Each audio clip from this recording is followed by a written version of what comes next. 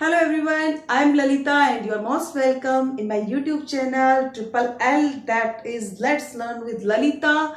So students, today I am not going to teach you any lesson of social science. As you know, I am a social science teacher. But आज मैं आपको कोई social science का chapter पढ़ाने वाली नहीं हूँ. आज मैं आपको देने वाली हूँ कोई ट्रिक. कौन सी ट्रिक? बच्चे मुझसे बहुत बार पूछते हैं. देखिए, सोशल साइंस में 4 सेक्शंस होते हैं: हिस्ट्री, सिविक्स, जियोग्राफी और इकोनॉमिक्स. Okay, and students generally are facing problem in history part and they are saying, ma'am, it's very boring, it's a very hectic subject and head spin subject, so we can't learn the dates, events. So what we have to do? Students are facing such type of problems. Okay, so today, if you are watching my video and completely want to change your mindset, so keep continue watching. Okay, now let's move our tricks. First of all, let me tell you that history is not phobia. History is not a difficult subject. History is not a head spin subject. It's your mentality. It's your mindset. Okay, let's move. History is very easy. Oh my God, history is very easy. I already written it. But how? कैसे है easy? बताएं तो सही. History तो आप लोगों के लिए बहुत डिफिकल्ट होगी, कुछ बच्चों के लिए इजी भी हो सकती है. ऑफ कोर्स बेटा, हिस्ट्री को लर्न करने की जरूरत नहीं है. कभी भी हिस्ट्री को या किसी भी सब्जेक्ट को, if I am talking about social science, there are 4 sections, no one section need to learn. अच्छी बात है, लर्न करने की जरूरत नहीं है. एग्जाम में क्या लिखेंगे? ओके, सो आज जो मैं ट्रिक बताने वाली हूं, अगर उस ट्रिक से आप on not only history but other subjects भी अगर आप उसी ट्रिक से रीड करेंगे, उसी ट्रिक से आप स्टडी करेंगे, तो may be helpful for other subjects also. Okay, let's move. First of all, you have to change your mindset. You have to change your mindset that it is not difficult. It is easy. Yes, of course, easy. Okay, let me know. अगर मैं आपको आपके forefathers की story सुनाती हूँ, अगर मैं आपको एक स्टोरी सुनाती हूँ, बेटा ये जो है ना, ये जो मार्कर है ना, आपको पता है ये मार्कर कहाँ से आया? आपको पता है ये मार्कर कैसे बना? अगर मैं किसी बुक की बात करती हूँ, किसी पेपर की बात करती हूँ, किसी इंडस्ट्री की बात करती हूँ, आपको पता है ये सारी चीजें कैसे बनी है? तो बताइए, आप इंटरेस्ट लेंगे या नहीं? कमेंट बॉक्स में बता दीजिए. राइट? तो हम अपने पूर्वजों की, अपने जो भी हमारे आसपास सराउंडिंग में जो भी चीजें हैं, उनका इवॉल्व कैसे हुआ, कैसे वो चीजें बनी, that is history. If you talk about class 10th history chapters, there are mainly you have to read 5 chapters.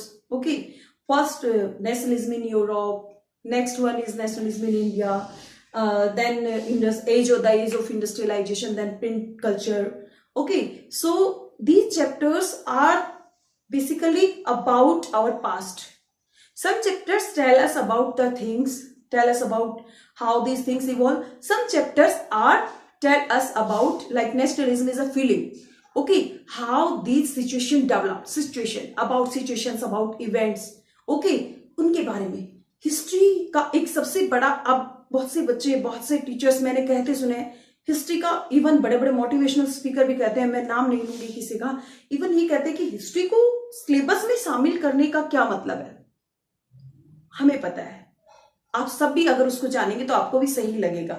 History ठीक है, आज आपको वो डेट्स लर्न करके हमें क्या मतलब है, अकबर कब पैदा हुआ था, कब मरा था, ओके, कोई मतलब नहीं है. ऑफ कोर्स नहीं है, हमें क्या मतलब है, राइट? सो बट हिस्ट्री बेटा हमें ये बताती है कि जो पास्ट में हमने मिस्टेक्स की, like if you talk about 1920s, okay, and if you talk about 2020 और 2020, हम एक प्रॉब्लम फेस कर रहे हैं, एक पेंडेमिक प्रॉब्लम फेस कर रहे हैं. एट द टाइम ऑल्सो एक बहुत बड़ी महामारी थी. You know very well about that. I need not to tell you about that. Okay, so हम उस सिचुएशन से हम सीख रहे हैं कि कौन सी मिस्टेक्स हमें नहीं करनी है, या पास्ट में जो मिस्टेक्स हमने की किसी भी वॉर को लेके, किसी भी सिचुएशन को लेके, किसी भी इवेंट को लेके, तो वो हमें अब नहीं करनी है. That is the importance of history. Okay, so आज अपना जो बेसिकली जो हमारा एक मेन जो टॉपिक है, कैसे लर्न करें, अब ये तो बताओ कैसे लर्न करें. सो आपको कुछ नहीं करना. फर्स्ट ऑफ ऑल आप अपने माइंडसेट को चेंज कर दो and convert it negative to positive. Negative से इसको पॉजिटिव में कन्वर्ट कर दो, और पॉजिटिव में कन्वर्ट करोगे तो क्या होगा, yes history is easy, history is interesting, it is interesting, it is means knowledge giving, it covers our GK syllabus also. So आपको इंटरेस्ट लेना है, आपको पॉजिटिविटी दिखानी है, आपका एटीट्यूड चेंज होना चाहिए regarding subject history. Okay, first thing हो गया चेंज.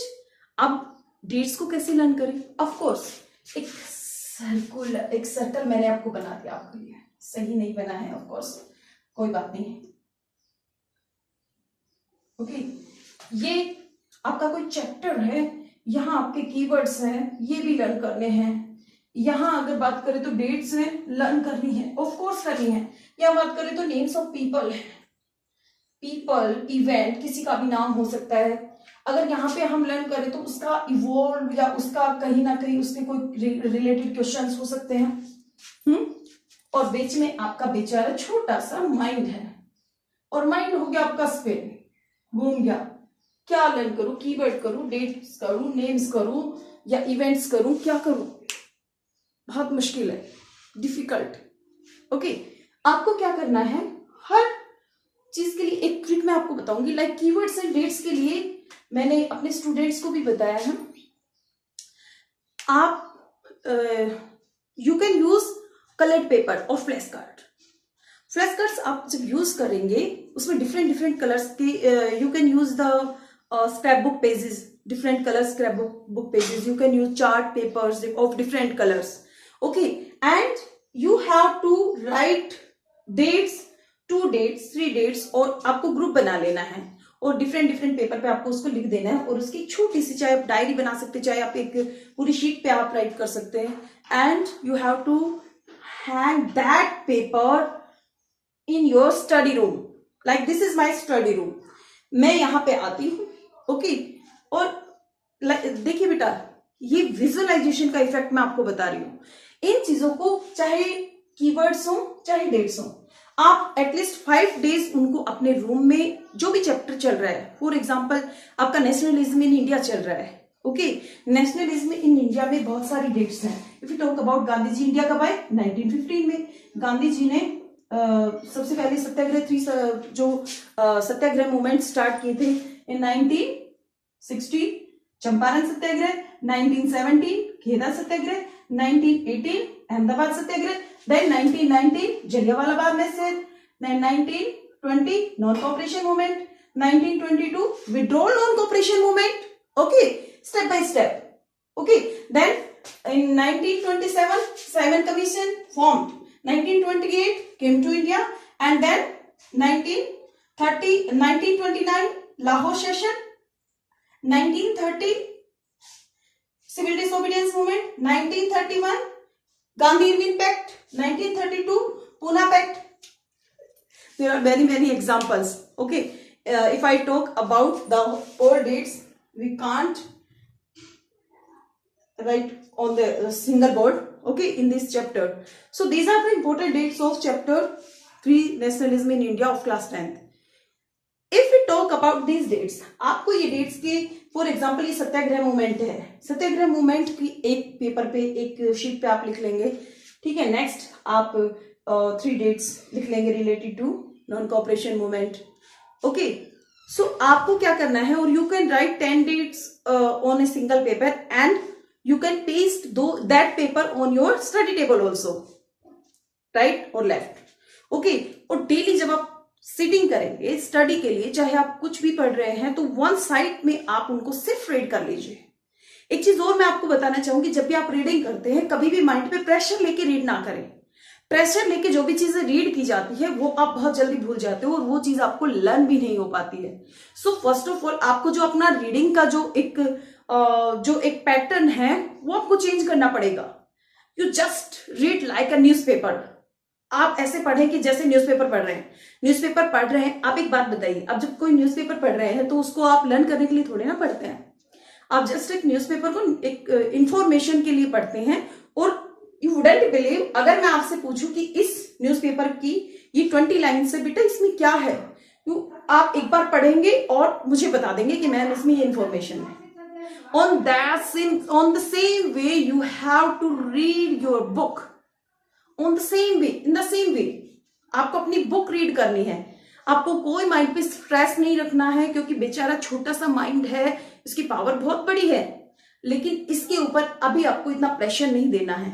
ओके, आपको 10% 20% डिपेंड करता है कि आपका माइंड कितना शार्प है कितना नहीं है। वन मोर थिंग, आप जो आप रीड कर रहे हैं उसमें जो भी कीवर्ड्स आते हैं, जो भी इंपोर्टेंट डेट्स आती हैं, जो भी नेम्स आते हैं, या जो भी इवेंट आती हैं, event only for 1 or 2 sentences, okay, and these are for 1 or 2 words, right.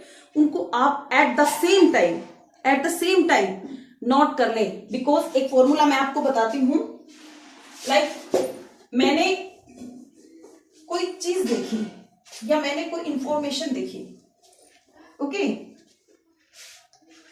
मैंने एक बहुत सुंदर फूल देखा, ओके, सीइंग, मैंने कहा wow what a beautiful flower, मैंने बोला उसको व्हाट अ ब्यूटीफुल फ्लावर, और फिर मैंने अपने आप ही उसको लिसन किया, लिसन किया, मैंने उसको सुना, एंड देन मैंने हियरिंग की। हियरिंग और लिसनिंग में डिफरेंस वो एक कोई अलग से हम वीडियो बनाएंगे। हियरिंग जस्ट कोई भी साउंड होता है तो हम उसको हियर करते हैं, और लिसन किसी चीज को हम जब बड़े ध्यान से सुनते हैं तो वो लिसनिंग होती है, राइट। हमने उसको जस्ट हियरिंग की, एंड देन टचिंग, हमने उसको टच किया। या अगर हम बात करें वर्ड्स की, तो हमने उसको अपना पेन लिया और किसी भी अपनी नोटबुक में, किसी भी नोटपैड पे, पेपर पे हमने उसको नोट डाउन कर दिया। आपको विश्वास नहीं होगा, आप करके देखना, ये 100% ही ट्रिक काम करती है। आपने जो सेम टाइम पे अगर ये प्रोसेस की, same time you have to do these all processes. Saying means आपने रीडिंग की, बोला लाउडली स्पीक करके रीडिंग की, then automatically if you read you hear, okay, and then touching, 1 line read, 2 line read, 3 line read, 5 line reads, and you conclude it. You take out 1 line from out of 5 lines, and then you write those lines in your notepad or notebook or paper. Okay, आपने उसमें right कर लिया। इसके बाद पूरा chapter हो गया। आपका जो चैप्टर का नाम है उसमें भी बहुत बड़ी चीज होती है। जैसे फॉर एग्जाम्पल मैंने एग्जाम्पल दिया आपको नेशनलिज्म इन इंडिया का, इससे नेक्स्ट चैप्टर आपका for example like the age of industrialization. The age of industrialization chapter का जो नाम है उसी में उसका पूरा सार है। एज किसी चीज की जब हम एज बताते हैं तो हम इसमें हमें ये बताना है कि जब इंडस्ट्रियलाइजेशन नहीं था उस टाइम लोग क्या करते थे, इंडस्ट्रियलाइजेशन के पहले की जस्ट पहले की एज क्या थी। उस टाइम जब वो इंडस्ट्रियलाइजेशन हुआ 1730s में इंग्लैंड में फर्स्ट फैक्ट्री सेटअप हो गई थी, बट इंडिया में फर्स्ट इंडस्ट्री सेटअप हुई, कॉटन मिल जो सेटअप हुई वो 1854 में हुई थी, 1855 में जूट मिल हो गई। ओके, सो आपको ये डेट्स आपको ये बताएंगी या आपको उस चैप्टर से ही पता चल जाएगा कि इस चैप्टर में क्या है। कंक्लूजन अगर आप देखेंगे तो वो टाइटल उस पूरे चैप्टर के लिए है। इंडस्ट्रियलाइजेशन से पहले क्या था, इंडस्ट्रियलाइजेशन के टाइम पे क्या हुआ, उसका कैसा इफेक्ट हुआ, कॉलोनीज पे कैसा इफेक्ट हुआ, कॉलोनाइजर्स पे कैसा इफेक्ट हुआ। ओके, इंडिया में उस टाइम क्या सिचुएशन रही, राइट। तो यहाँ पे आपको सबसे पहले मैंने कुछ चीजें बताई आपको। एक तो आपको पॉजिटिव रहना है, नेगेटिव नहीं रहना है। दूसरा, आपको जो चैप्टर आप रीडिंग कर रहे हो उसमें जो भी आपके कीवर्ड्स आते हैं, डेट्स आते हैं, उसको आप एक किसी कलर पेपर पे या फ्लैश कार्ड पे आप लिख लें। क्योंकि कोई भी चीज जब आप यूनिक करते हैं, फॉर एग्जाम्पल आपने रफ नोटबुक में लिख लिया, at the time of exam आप कहाँ देखेंगे उसको। ओके, तो कोई भी चीज जब आपको लगता है कि डिफिकल्ट है तो उसके लिए आपको यूनिक कुछ करना पड़ेगा, और यूनिक करने के लिए कुछ उसको अट्रैक्टिव बनाना पड़ेगा। अगर आपके सामने ब्लैक एंड व्हाइट टीवी चले तो शायद आप उतना इंटरेस्ट नहीं लेंगे जितना आपके सामने अगर कलर टीवी चले। और कलर टीवी चले, एक साइड में थिएटर में आप एक तो आप कलर टीवी पे मूवी देख रहे हो, ओके, एक आप थिएटर में देख रहे हो, तो कौन सा ज्यादा इंटरेस्टिंग होगा? ऑफ कोर्स थिएटर वाला। तो यही चीजें हैं, अगर आपको कोई चीज बोरिंग लगती है तो उसको आप कंक्लूड करके उसको आप इंटरेस्टिंग वे में, कलरफुल वे में या किसी और वे में जितना आप बना सकते हो उसको इंटरेस्टेड, तो उतना आप उसको इंटरेस्टिंग बनाए और उसको अपने पास, यानी कि एक जैसे होता है ना कि ये हमारे लिए बहुत इंपॉर्टेंट चीज है तो इसको हम अपने साथ रखेंगे। आप अपनी नोटबुक में जब आपके टीचर्स आपके क्वेश्चंस राइट कराते हैं जिस नोटबुक में, उसमें भी आप पेस्ट कर सकते हो। इससे आपकी क्रिएटिविटी भी दिखेगी और टीचर भी खुश हो जाएगा, वाह कितना अच्छा काम किया है, काम आपका हो रहा है, अप्रिशिएशन आपको मिल रही है, टीचर को भी खुशी हो रही है। Okay, then if you talk about points, or you can say in chapter there are many parts of chapter.